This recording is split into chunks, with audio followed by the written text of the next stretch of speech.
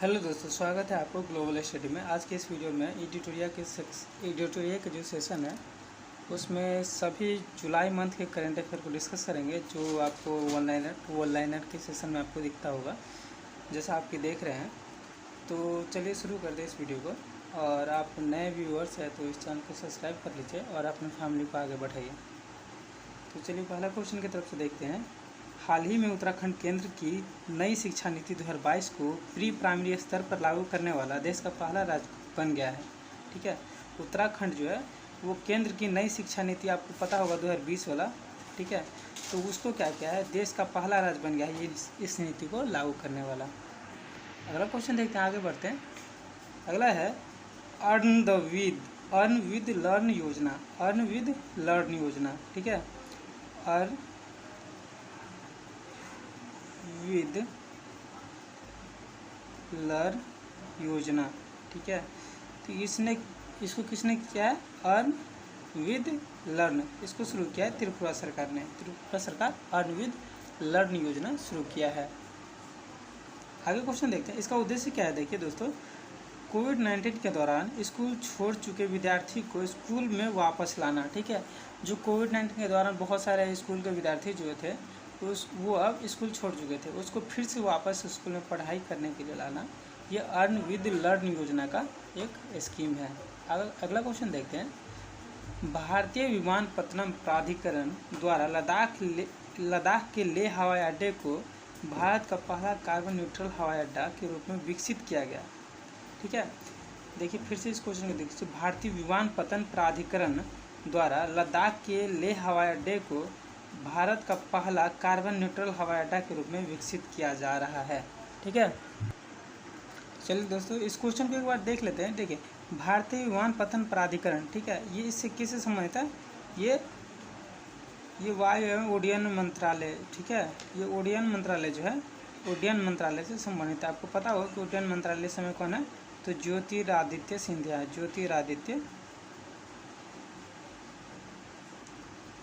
सिंधिया जी हैं। ठीक है, तो ये क्वेश्चन याद रखिएगा आपको एग्जाम में आ सकता है कि उड्डयन मंत्रालय किनके अधीन है, तो ज्योतिरादित्य सिंधिया के अधीन है इस मंत्रालय। अगला क्वेश्चन देखते हैं। भारतीय राष्ट्रीय राजमार्ग प्राधिकरण ने महाराष्ट्र को नागपुर में सबसे लंबी डबल डेकर फ्लाईओवर का निर्माण कर विश्व रिकॉर्ड बनाया।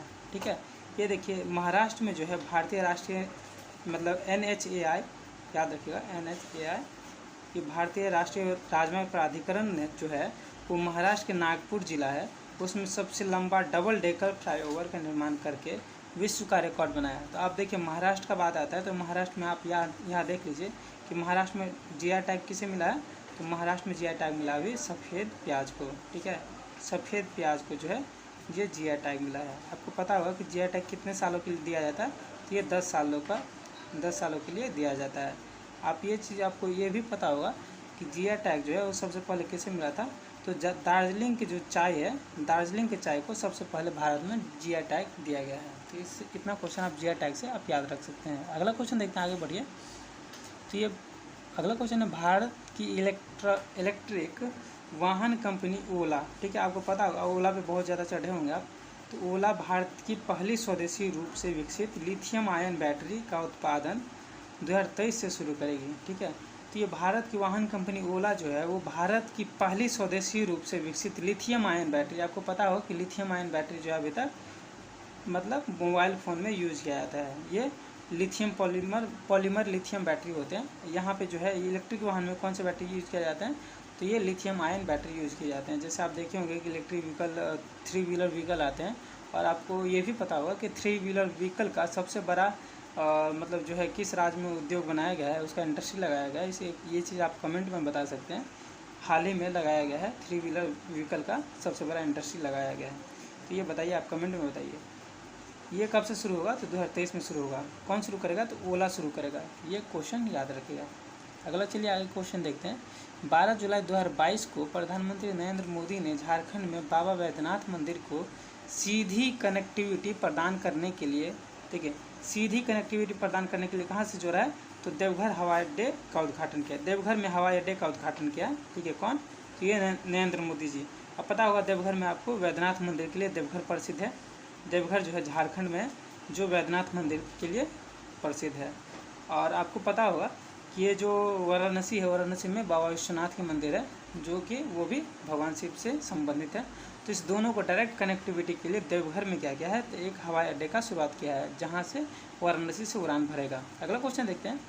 11 जुलाई 2022 को नई दिल्ली में पहली बार रक्षा में आर्टिफिशियल इंटेलिजेंस संगोष्ठी और प्रदर्शनी का आयोजन किया गया, जिसका उद्घाटन रक्षा मंत्री राजनाथ सिंह ने किया।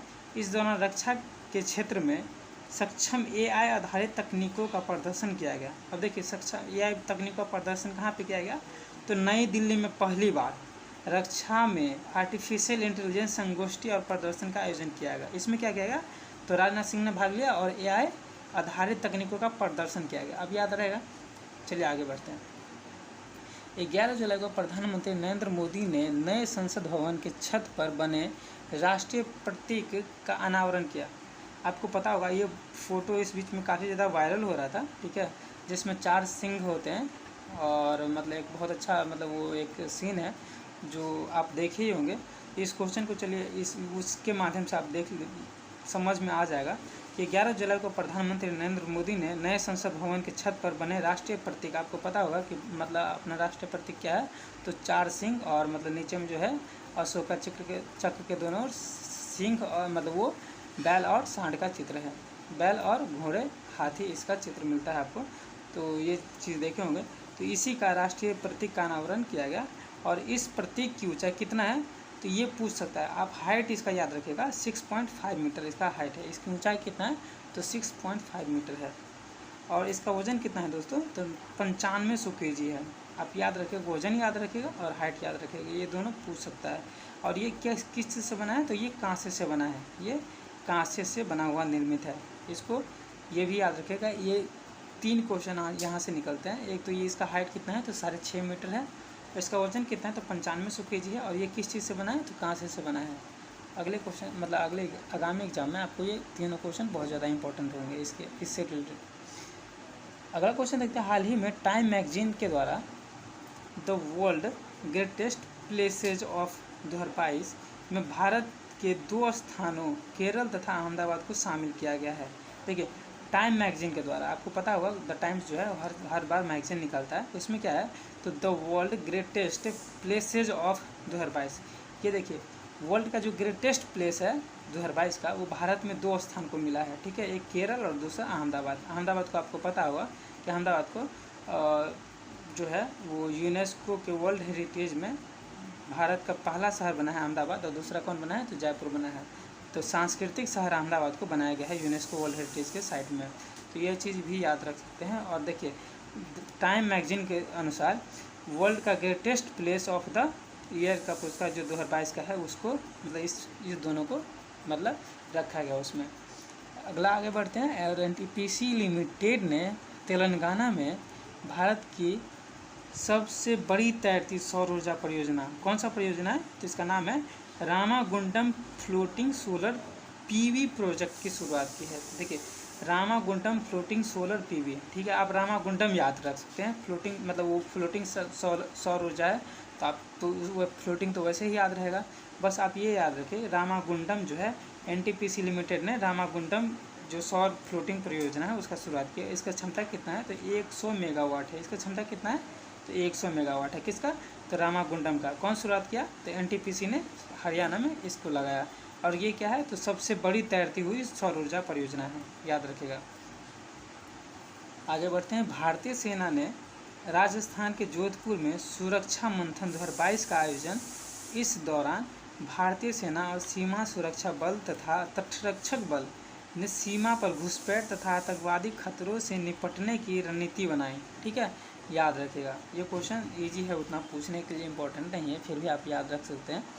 अगला बढ़ते हैं, आगे बढ़ते हैं। महाराष्ट्र विधानसभा के अध्यक्ष चुने गए राहुल नार्वेकर भारत के सबसे युवा स्पीकर बन गए। देखिए, महाराष्ट्र विधानसभा के अध्यक्ष जो चुना गया है, आपको पता होगा कि इस बार फिर से एक नए मतलब वो जो है पार्टी बदलने के बाद फिर से एक नया पार्टी का सरकार बना।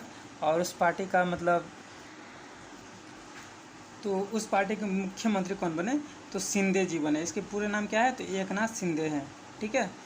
सीएम कौन बने? तो शिंदे जी बने। और मतलब इसके जो गवर्नर है वो कौन है?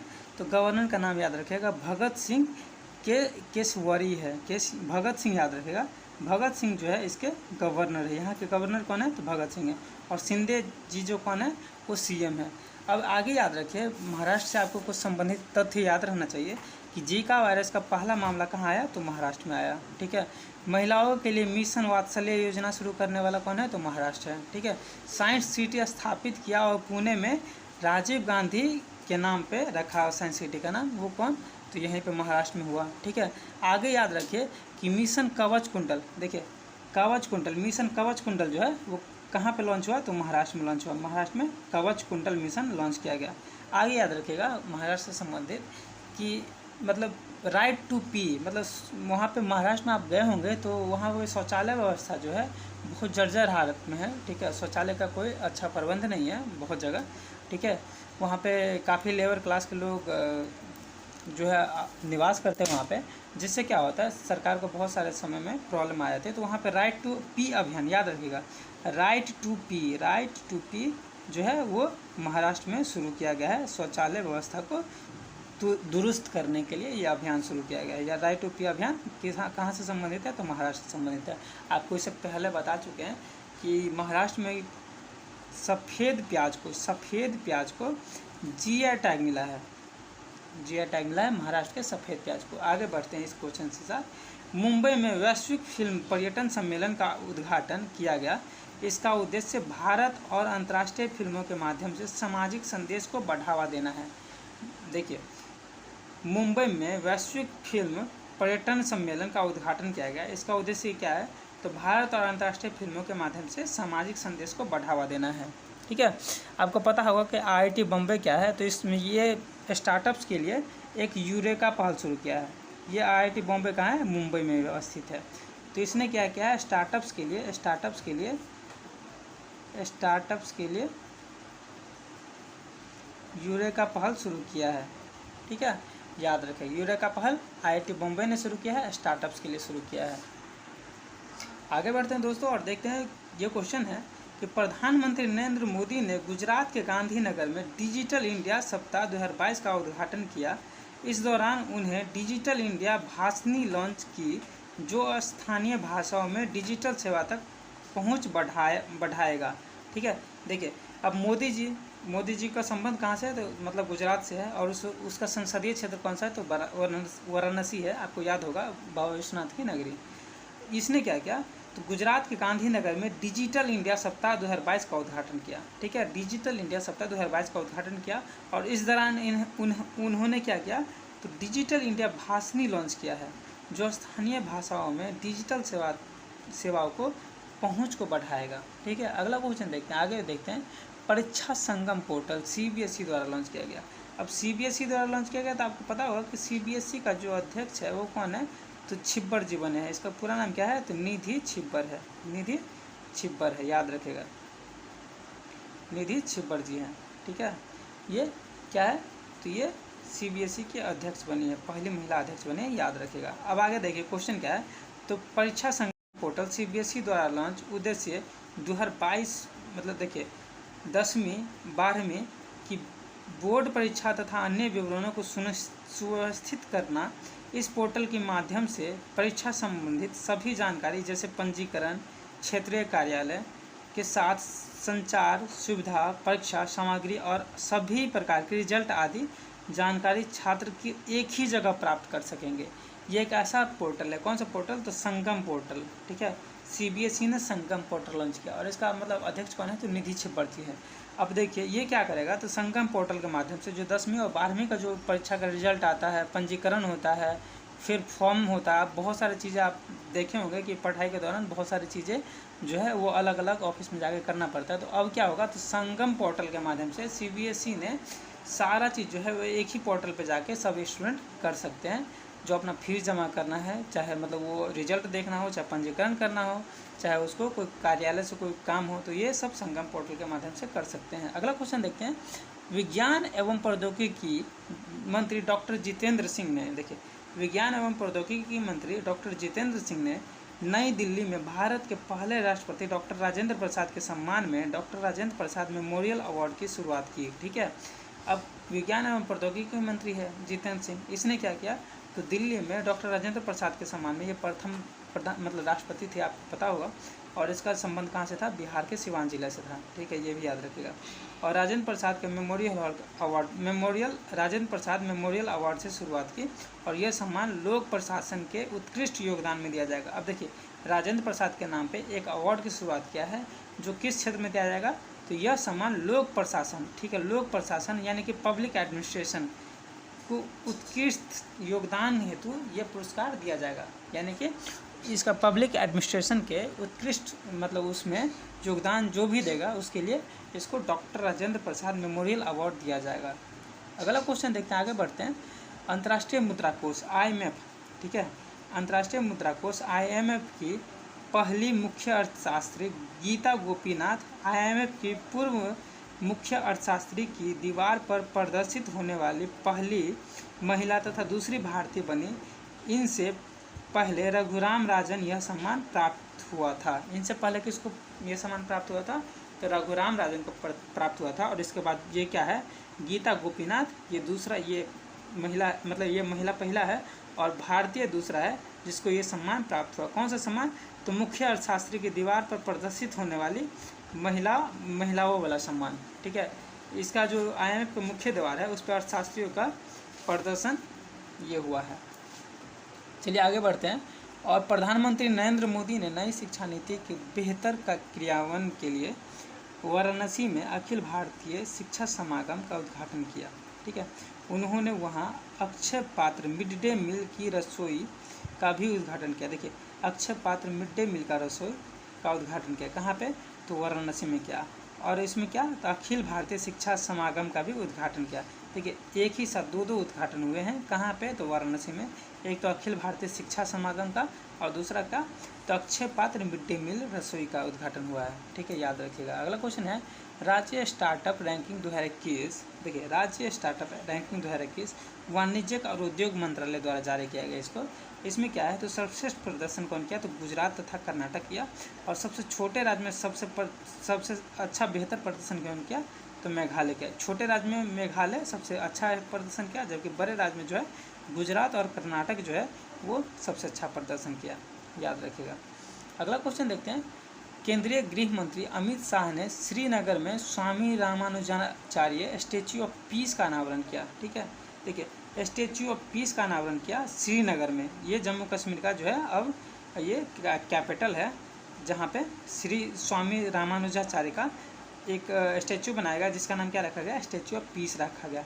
देखिए, स्वामी रामानुजाचार्य इसका स्टैच्यू ऑफ पीस का उद्घाटन किया गया। ये किससे संबंधित है, तो ये भक्ति आंदोलन से संबंधित है। ठीक है, और एक है मतलब रामानुजन।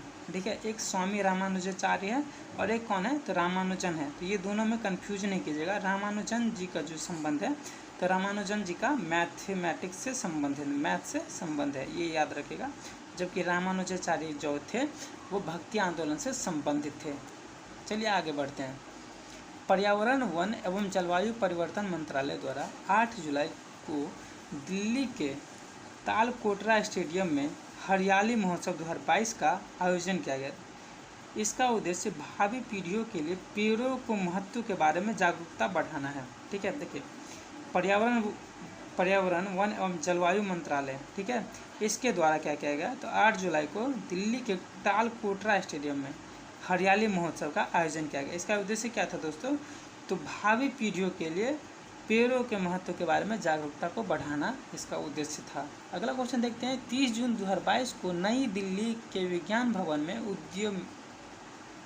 उद्यमी भारत कार्यक्रम। देखिए, नई दिल्ली के विज्ञान भवन, नई दिल्ली में जो विज्ञान भवन है वहाँ पे क्या क्या, तो उद्यमी भारत कार्यक्रम का आयोजन किया गया, जिसमें क्या है, तो प्रधानमंत्री नरेंद्र मोदी ने भाग लिया। और इस दौरान उन्हें rising and accelerating MSME program RAMP योजना प्रधानमंत्री रोजगार सृजन योजना की शुभारंभ की। आप ये याद रखिएगा, rising and accelerating MSME program, RAMP program का उद्घाटन किसने किया, तो प्रधानमंत्री मोदी जी ने किया। और इस किसके लिए किया गया, तो उद्यमी कार्यक्रम के लिए किया गया। तो आप ये याद रख सकते हैं, रैंप योजना का संबंध किससे है, तो रैंप योजना का संबंध MSME से है, ठीक है। मध्यम सूक्ष्म एवं मध्यम लघु उद्योग से संबंधित है रैंप योजना का। रैंप योजना की शुरुआत किसने किया? तो इसका उद्घाटन कौन किया? तो स्वयं प्रधानमंत्री नरेंद्र मोदी ने किया। तो ये 2 क्वेश्चन आप याद रखिएगा। रैंप योजना का उद्घाटन किसने किया? तो नरेंद्र मोदी जी ने किया। और रैंप योजना का संबंध किससे है? तो MSME से है, ठीक है। तो ये 2 क्वेश्चन याद रखिएगा। चलिए आगे बढ़ते हैं। नई दिल्ली के विज्ञान भवन में आर्थिक मामलों के विभाग ने पहले अरुण जेटली स्मृति व्याख्यान का आयोजन किया गया, जिसमें प्रधानमंत्री नरेंद्र मोदी जी ने भाग लिया, ठीक है। अब ये देखिए, अरुण जेटली स्मृति व्याख्यान, ठीक है। ये अरुण जेटली कौन थे? तो ये पूर्व वित्त मंत्री थे, ठीक है, जो अब मतलब इसके जो अब है ये नहीं रहे। तो ये पूर्व वित्त मंत्री थे, अपने भारत के वित्त मंत्री थे, ठीक है, अरुण जेटली। इसके सम्मान में क्या किया गया? तो अरुण जेटली स्मृति व्याख्यान किया गया, ठीक है, जिसमें प्रधानमंत्री ने भाग लिया। इसके आयोजन में क्या किया? तो प्रधानमंत्री जी ने भाग लिया। अगला क्वेश्चन देखते हैं। हाल ही में उत्तर प्रदेश देश के 13 एक्सप्रेसवे वाला पहला राज्य बन गया।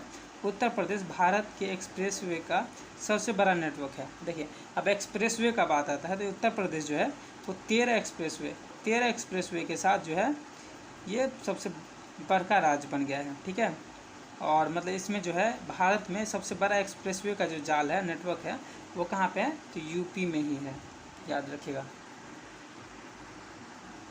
अगला क्वेश्चन देखिए दोस्तों। केंद्रीय मंत्री पीयूष गोयल की जगह नीति आयोग के पूर्व CEO अभिकांत दास को G20 शेरपा में चुना गया है।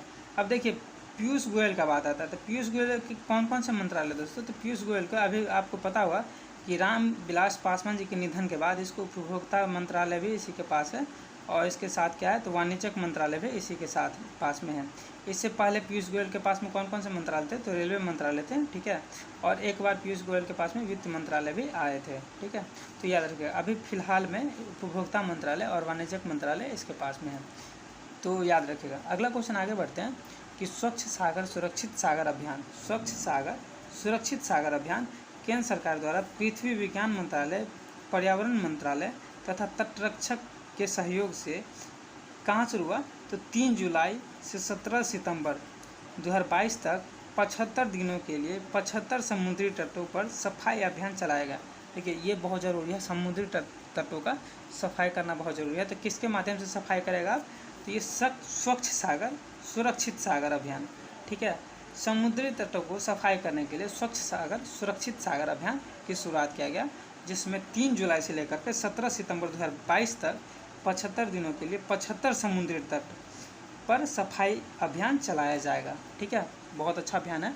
और इसके मतलब इससे आगे क्या है?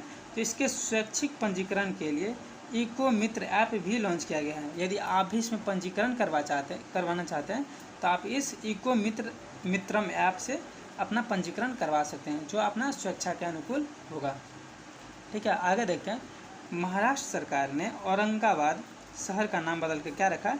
तो संभाजी नगर रखा है, तथा उस्मानाबाद को नाम बदल के क्या रखा है? धाराशिव, मतलब इसका ये करने का निर्णय लिया है, ठीक है। देखिए, औरंगाबाद शहर का नाम बदल के संभाजी नगर रखेगा तथा उस्मानाबाद का नाम बदल के धाराशिव करने का निर्णय लिया है। औरंगाबाद का संभाजी नगर और उस्मानाबाद का धाराशिव नगर रखने का निर्णय लिया है, ठीक है। अभी रखे नहीं है, लेकिन हो सकता है भविष्य में ये रख सकते हैं।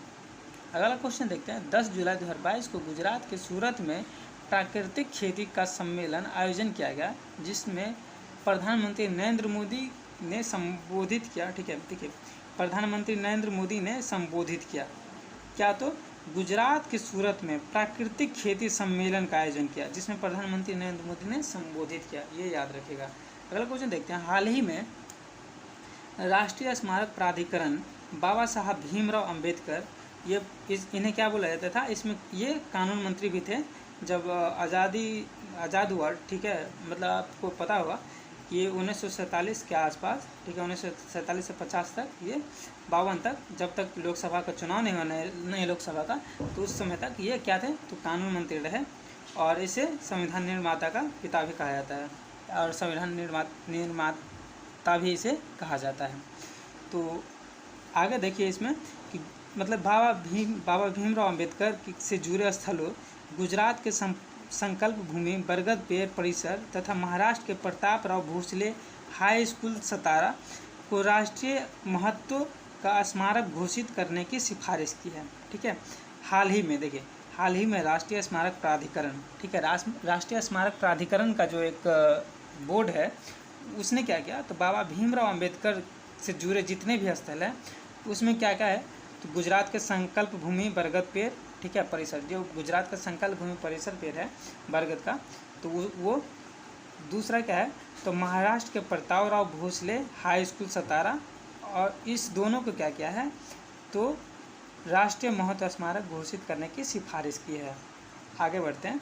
इसके अलावा राजस्थान में स्थित मानगढ़ पहाड़ी, राजस्थान में स्थित मानगढ़ पहाड़ी है, इसका भी संबंध किससे है, तो बाबा जी भीमराव अम्बेडकर से संबंधित है, और इसको भी राष्ट्रीय महत्व का स्मारक घोषिट करने की सिफारिश की है। अगला क्वेश्चन देखते हैं। हाल ही में तेलंगाना सरकार ने राज्य में स्टार्टअप को बढ़ावा देने के लिए टी हब 2.0 की सुविधा शुरू की है। कौन, तो तेलंगाना सरकार। तेलंगाना सरकार क्या किया है, तो टी हब 2.0 शुरू किया है। टी हब 2.0 शुरू की है, याद रखिएगा। अगला क्वेश्चन देखते हैं। हिमाचल प्रदेश सरकार ने single use plastic boy back योजना की शुरुआत की है, जिसके तहत सरकार स्कूल व कॉलेज के छात्रों से सिंगल यूज प्लास्टिक के आइटम खरीदेगी। केंद्र सरकार द्वारा 1 जुलाई 2022 से सिंगल यूज प्लास्टिक प्रतिबंध कर दिया गया है। ठीक है, याद रखिएगा। ठीक है, केंद्र सरकार द्वारा 1 जुलाई 2022 से सिंगल यूज प्लास्टिक का प्रतिबंध कर दिया गया। अब हिमाचल प्रदेश का सरकार क्या करता है, तो single use plastic boy back योजना की शुरुआत करता है, जिसके तहत क्या करता है, तो सरकार स्कूल व कॉलेज के छात्रों से सिंगल यूज प्लास्टिक के आइटम खरीदेगी। अब देखिए, सिंगल यूज प्लास्टिक के आइटम इतने सारे बिखरे हुए हैं, जिससे क्या होता है, पर्यावरण प्रदूषण होता है, तो वैसे तो ये कम नहीं हो सकता है। तो अब क्या किया है ये सरकार, तो सिंगल यूज प्लास्टिक को स्कूल और कॉलेज के बच्चों से खरीदना स्टार्ट कर दिया है। यानी कि खरीद के वो क्या करेगा, अपना रिसाइकल करेगा, चाहे उससे जो भी होगा पर्यावरण को संतुलन करेगा। अब इसमें ये एक अच्छा योगदान है हिमाचल प्रदेश सरकार का। और इसमें दूसरा पॉइंट ये है कि केंद्र सरकार इस योजना को जो है, मतलब सिंगल यूज प्लास्टिक पे प्रतिबंध लगा दिया था। कब से, तो 1 जुलाई 2022 से, याद रखिएगा। आगे का क्वेश्चन देखते हैं। उत्तर प्रदेश सरकार द्वारा हर परिवार के कम से कम एक सदस्य को रोजगार दिलाने के लिए फैमिली कार्ड जारी करने की घोषणा की है। इसके तहत स्वरोजगार या सरकारी नौकरी से वंचित परिवार को चिन्हित किया जाएगा। देखिए, ये भी एक बहुत बड़ी पहल है। अभी जैसे देश में बेरोजगारी बढ़ रहा है, उसके तहत ये बहुत अच्छा पहल है कि उत्तर प्रदेश सरकार ने क्या किया है, तो हर परिवार में कम से कम एक सदस्य को रोजगार दिलाने के लिए सरकारी जो दफ्तर है उसमें रोजगार दिलाने के लिए, अलग अलग क्षेत्रों में रोजगार दिलाने के लिए फैमिली कार्ड मतलब जारी किया है। इस फैमिली कार्ड के माध्यम से क्या होगा, तो उस जो स्वरोजगार के लिए सरकारी नौकरी से वंचित परिवार है उसको क्या किया जाएगा, तो चिन्हित किया जाएगा, और चिन्हित लोगों को मतलब रोजगार देने की मतलब जो है वो एक निर्णय, एक पहल का शुरुआत किया जाएगा। तो आगे बढ़ते हैं, अगला क्वेश्चन देखते हैं।